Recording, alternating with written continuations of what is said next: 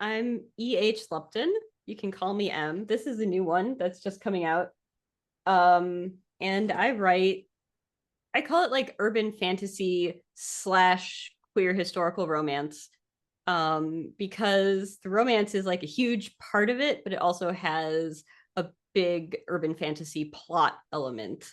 And when it came time to decide like what genre I was gonna be writing in, I couldn't. Fair Like enough. I was like, a lot of my friends who are not queer, like straight men who like fantasy novels were like, wow, these are really cool. And then like I know a lot of people who like queer romance who are also like, oh, this is great. So I was like, well, It's a you fantasy know, romance. yeah, What inspired you to write the Wisconsin Gothic series? yeah. So Wisconsin is I um know I bug it up. yeah. No. So like that's the funny part, right? Is that in the US, Wisconsin is kind of a place that gets overlooked. People, you guys are from Australia, obviously.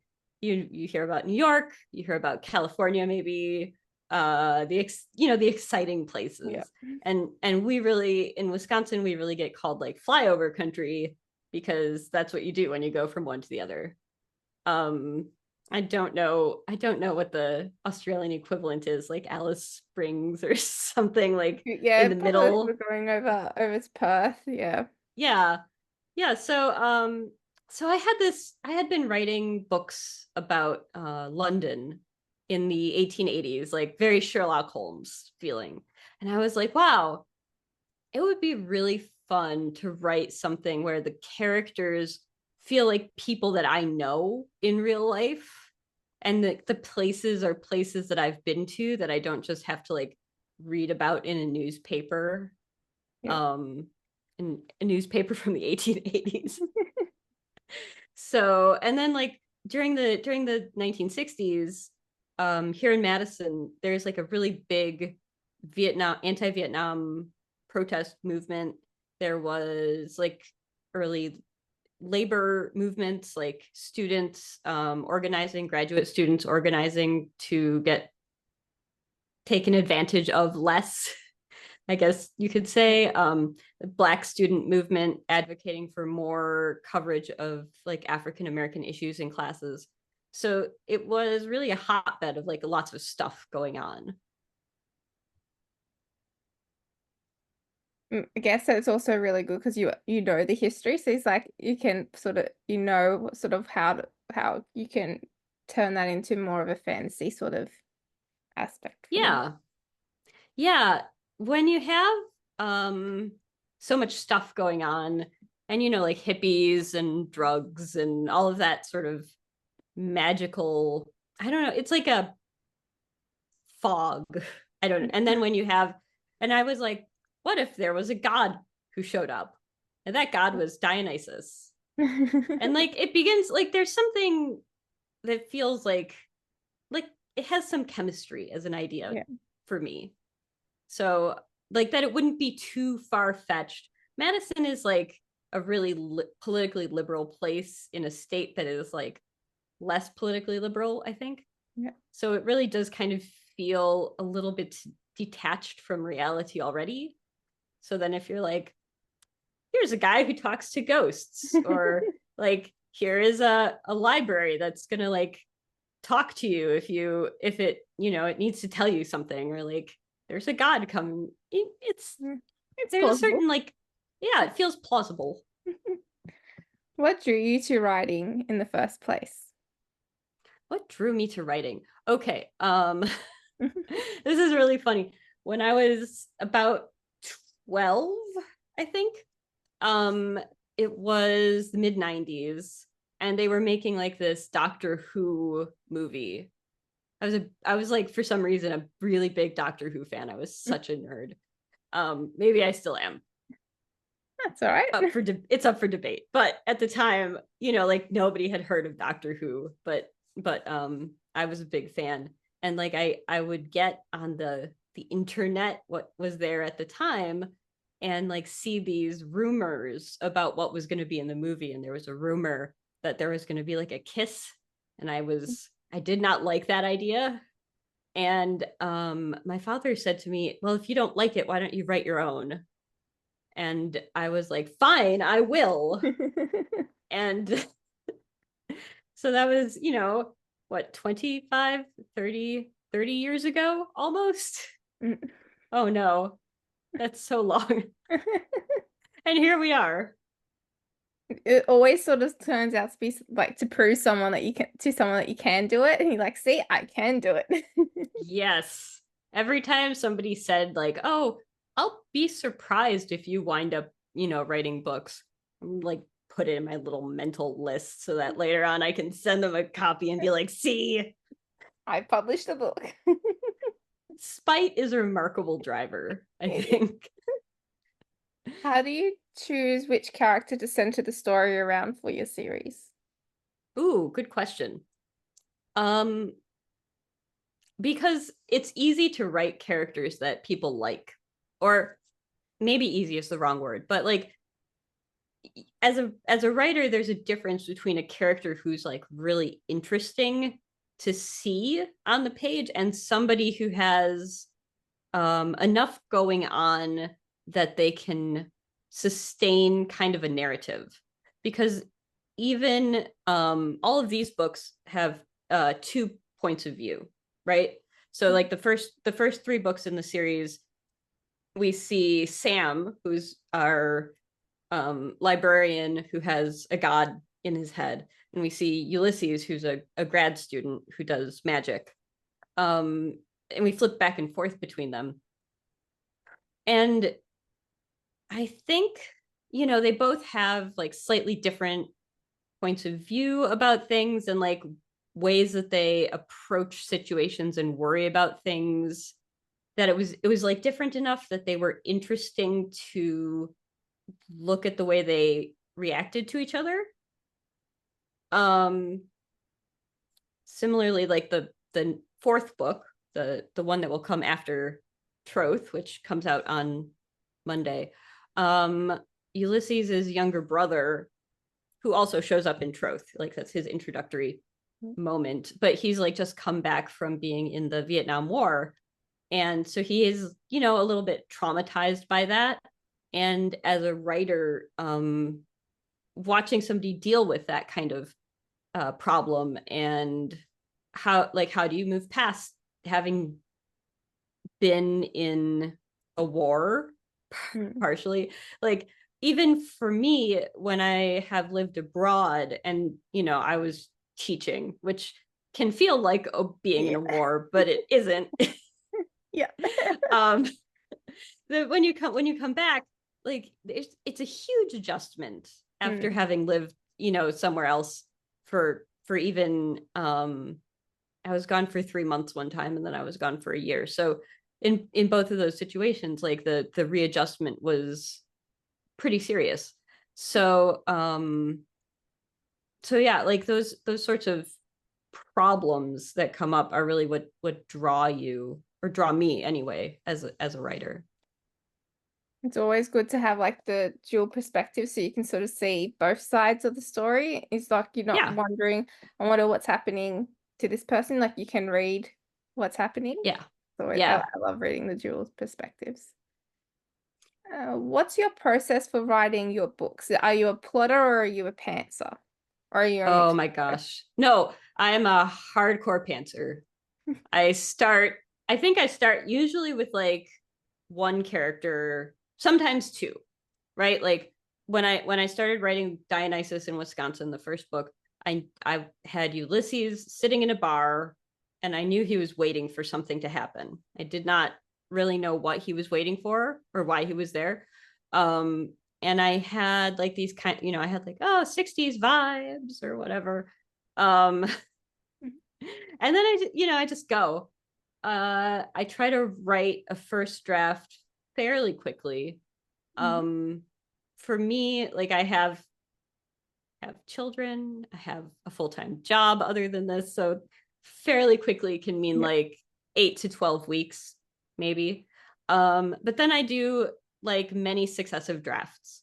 So usually the first big revision is all of the little plot things that I was, like I'm in chapter 6 and I'm like, oh, this is really cool. So I just like, and then go back and like make it plausible that we got to that place. And then I do another revision, usually where I sort of think about making the language better. I have friends who read the book and give me feedback, and I'm always looking for places where they get confused by what's going on. It's very easy especially if like you're, taking the story down to its studs in some of the scenes to like put new insulation in, I guess. Yeah. That's a fun metaphor. Okay. That people will be like, what's this thing they're talking about in this scene? Like, that doesn't come up again, and it didn't come up before. And you're like, oh, that's left over from the last draft. I gotta yank that out. And then after I've taken it about as far as I can, I have an editor who does line and copy edits for me, and I get it back. I incorporate all of their edits, and then typeset the book, and then I do what I will loosely describe as proofreading, but it's really like starting at the end and working backwards. And then I'll tell myself I'm only going to change things if they're wrong, but it does very quickly become like, oh, I hate that word. I'll change that word. Yeah, and like, finally I'm like, I need to be doing 8 chapters of proofreading a day, and I'm doing 1.5. This is not, And then I tell myself I had a deadline set to make me give up and like push it out the door, because otherwise I will rearrange my little chess pieces forever. Yeah. So I shove it out the door. The end. At some point I do the cover too. Like, I should point everything. This is like my painting. I paint the covers with a acrylic paint. That's awesome. Very creative as well to do that sort of covers as well, to paint it first and then put it on the book. At some point I was like, oh boy, Greek art looks like something I could like imitate. Yeah. And yeah, well, I mean, like it looks like, it's like black figure art. Like it looks plausibly like a amphora or whatever. But like what turns out is like it's all these little tiny lines. And so I'm down here 9-10 o'clock at night with my tiniest little paintbrush, like bent over the like going blind trying to get. And then I was like, next time I write a series of books, I'm hiring an artist. Not putting that pressure on painting. Oh my god, no. It's like I'm so happy with how they've all come out. Yeah. But it's such a tiring process. On top of like having to do all the edits and everything and writing all the books as well. It's just an extra. It is. It's like, it's the sort of thing where at the beginning you go, oh, this will be a fun change. And by the end, you're like, my back hurts, my neck hurts, nothing is quite the right color. Like, like I work often like bigger and then shrink it. And then like things will not line up after I Photoshop them down, and I'm sitting there like not good at Photoshop, which is why I do them with acrylic paints to begin with, like tick tick tick tick. Okay, but it is I enjoy having done them. It's like that type of type 2 fun. It's like I'm happy to have done it. That's good. That's good. Did you have a favorite moment to write in any of your books that have stood out to you? Yeah. Okay. So there's a couple of scenes where there's a character, and it happens to Ulysses in book 2 and to Sam at the end of book 3, where somebody has, for various plot reasons, been drugged. They are incredibly stoned.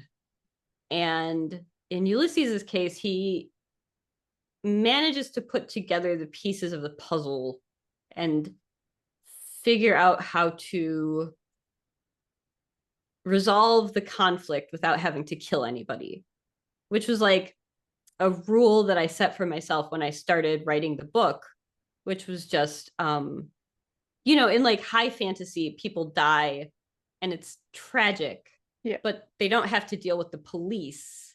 No. And in urban fantasy, like if you're writing about a city, like an actual city, if somebody gets killed, you kind of have to deal with that in a different way. Yeah. And I was like, I don't want to do that. So we're going to figure out how to resolve this thing without anybody having to get murdered.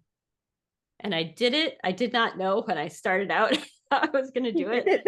And I was so thrilled. I thought that ending was like the best. And then in the new book, Sam works out how to unlock a cell. I won't say more because it would be like big spoilers, but I think it's a tremendously funny little interlude in the middle of something. Like, I really like moments when you can be like, there's drama all around us, but then we're also laughing a little bit. Like you have the grave digger in Hamlet. Like you need that little tiny little piece of respite before you go fight the big bad or whatever. Definitely. You need that calm before the big storm. Mm-hmm.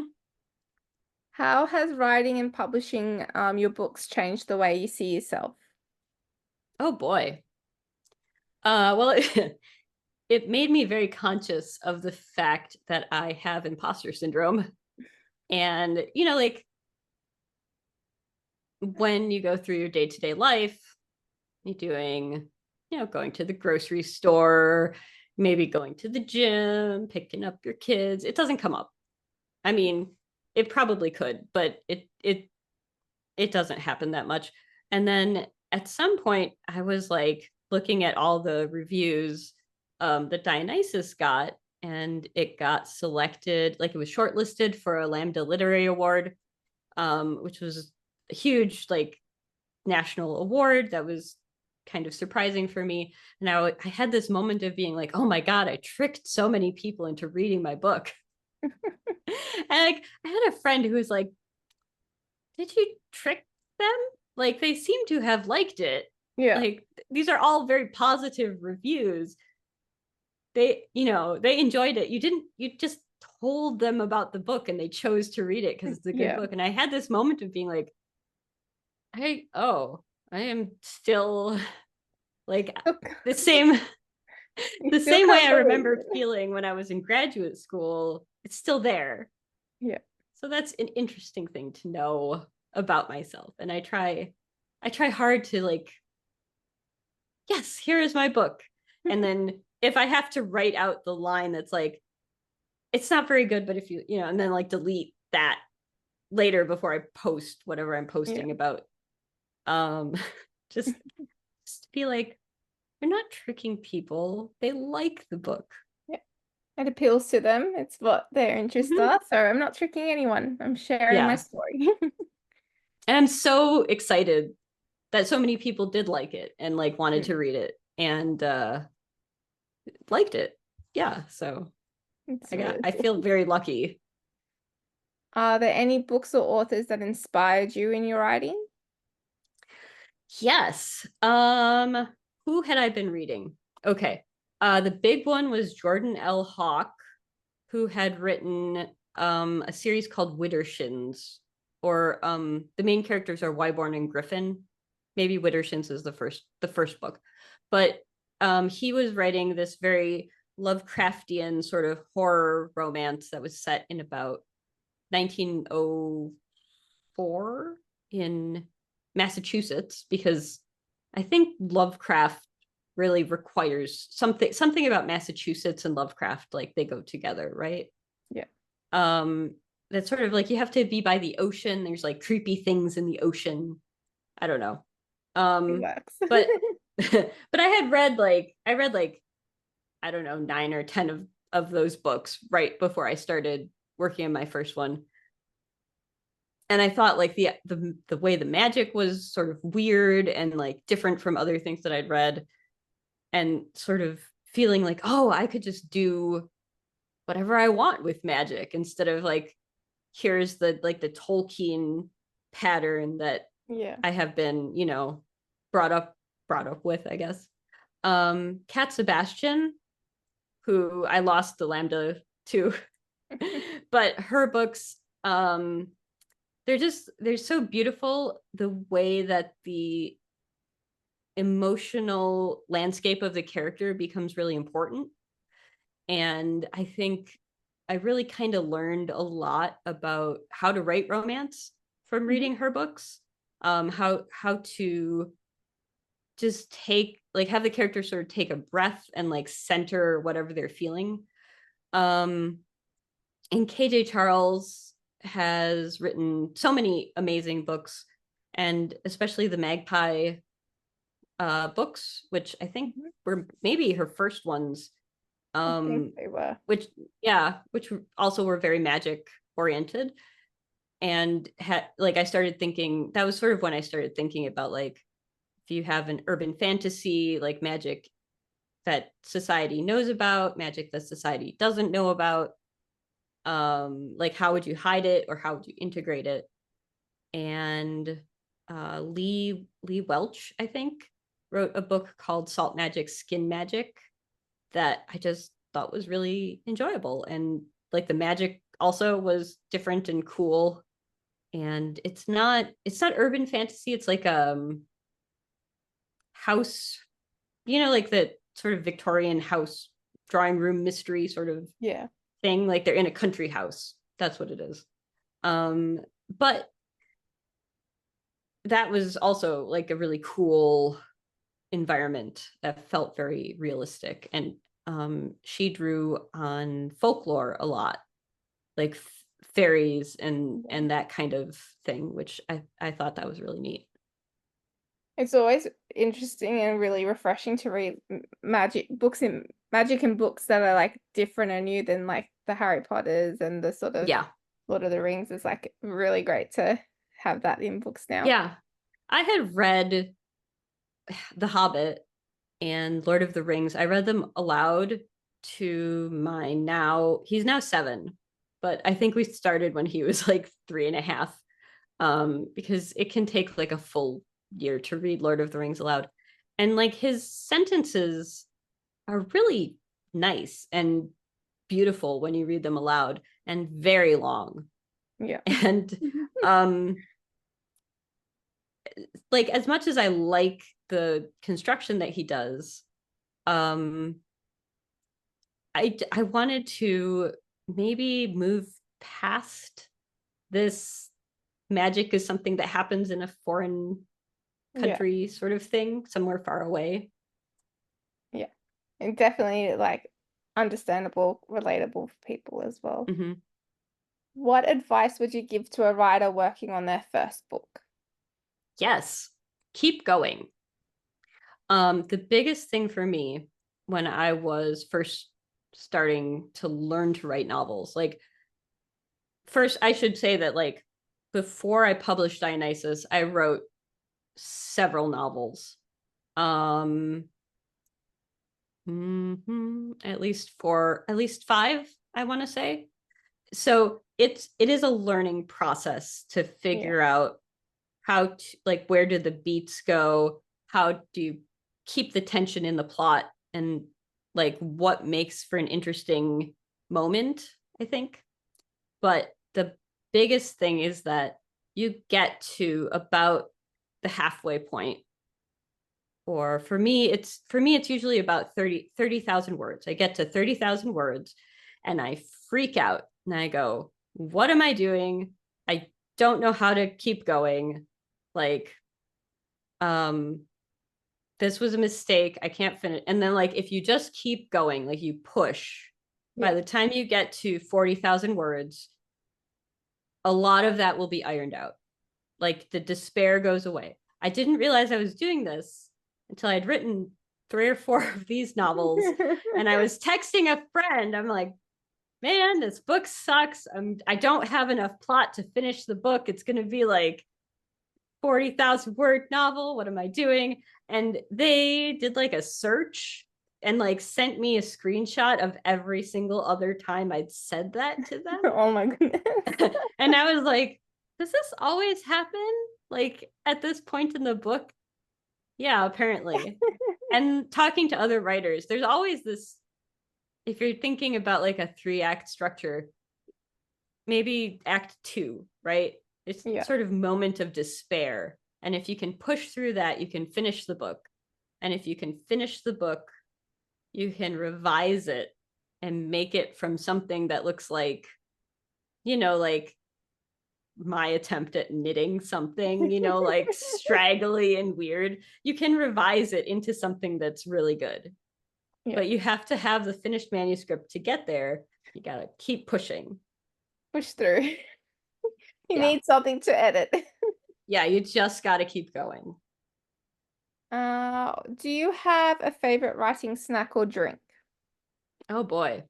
So I write usually early in the mornings. So I have coffee. Yep. And I put chocolate protein powder in it Yeah. because that means it counts as food in Yeah. my head. It's giving you the protein you need for some of Yeah. it for the day. Yeah. And that's good. Like I'm not usually super hungry, but then, if you need to take pills or something, like can do that because you have food, you have protein, little sugar. Yep. Later at night, like right now I have chamomile tea, and which is like, it's really weird. Like, I don't know if you read like children's stories. There's like a Peter Rabbit story where he gets given chamomile tea almost as a punishment. And I was Yeah, like, I do oh, remember that happening. I'm like, that's a yeah. weird choice. I was like, why are they bad mouthing it? It's delightful. I love chamomile tea. Maybe the the author didn't like it. I That's why. guess. I call up Beatrix Potter's estate and talk to somebody. Did she like him? Chamomile Yeah. tea? What's going on? And I like popcorn. Always Popcorn's something the best. crunchy. Yeah. Do you play music when you write? And if you do you have a favorite type of music? Oh boy, yeah. I'm big on music. If you read the books, you'll probably get that. And if you go to my website, which is ehlupton.com, I linked to the playlists that I made for all of the books. So it's interesting a little bit, like things shift depending on my mood, because I always listen to some stuff that is contemporary to the books. Yeah. So like Dylan or Joni Mitchell or, early Springsteen, Grateful Dead, things that people have probably heard of. Your dad rock, Yeah. I think that's what we're calling it. I'm essentially a 90s kid at heart, so I listen to bands like Harvey Danger and Cake, who are kind of like punk rock, a little bit nerdy. um it's my sweet spot. And angry girl breakup songs. Okay. Adele or Billie Eilish. Yeah. that kind of thing. I have very wide ranging tastes, is what I'm thinking. Yeah, But fair yeah, enough. Yeah. It's I always love a good breakup song, honestly. I always find it interesting because I'm like, if you were writing how it translates, like, do you keep writing or do you start singing along to the songs and get distracted? Oh, I'm so distractible. Yeah. And my final question is, who has been the biggest supporter of your writing? Oh my God. I've been really lucky because a lot of people in my life have been really supportive over the years. My husband reads everything I write. And not, you know, I am writing things that have gay sex in them. I did not 100% expect that it was going to be his cup of tea. but he reads them, he gives me feedback. He's he really likes them, and I'm just so pleased by that. And my close friend Rowan, I call them my book doula because they're all like they read every chapter, like I write it and I send it to them, and they give me feedback, but it's always like, this is great, oh I love this is so funny, like keep going, like this Keep very going. rah like keep going sort of feedback. And it turns out, I don't know if I just have like this sort of somewhat ADHD need for like immediate gratification and dopamine, but like if somebody comes over and is like, that was really good, keep doing it, I'm like, yes, oh, keep going. Yeah. I'll finish the book. Yes. So they're always like probably my top two. It's always good when the people closest to you are the biggest supporters, because he's like immediate sort of feedback. You don't have to wait for responses as well from people. Yes. Yes. I have talked to writers who try to keep their writing like kind of secret from their family. And like I understand why, especially in romance, people do that sometimes. But at some point I realized that I can barely have a normal conversation like with somebody at a bus stop or whatever without being like, I wrote a novel, guys. Yeah. And so there was no chance that I could possibly keep a secret. Um, You need to share so I'm about your just, book. yes, I do. We used to play this game where, like, if we went somewhere in public, my husband would like time how long it took before I mentioned the book. That sounds like a Um, good game. yeah, but so yeah, so like I just was like, I can't keep secrets. So I'm just very lucky that so many people turn out to be really supportive.